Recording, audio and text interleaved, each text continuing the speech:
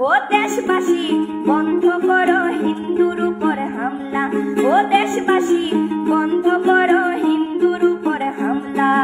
तो सुना आपने, बांग्लादेश की लड़की गाना के माध्यम से बोल रही है कि ये देश सबका है, देशवासियों मानवता के लिए कृपया हिंदुओं पर हमला बंद करो। ये गाना भले ही बांग्ला में है, लेकिन एक एक शब्द भारत के झारखंड राज्य में आदिवासियों पर हो रहे हमले को चरितार्थ कर रही है।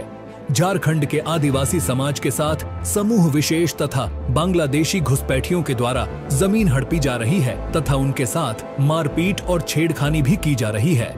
लेकिन मौजूदा सरकार चंद वोट के चक्कर में हाथ पर हाथ धरे बैठी हुई है। बंध करो हिंदुर ऊपर हमला, ओ देशवासी बंध करो हिंदुर ऊपर हमला।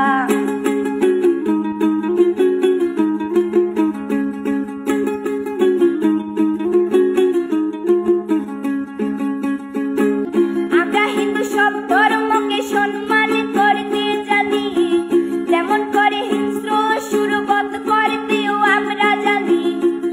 তাই সময় থাকতে হয়ে যাও সাবধান, ও দেশবাসী স্বাধীন দেশে স্বাধীনতা দিন, ও দেশবাসী স্বাধীন দেশে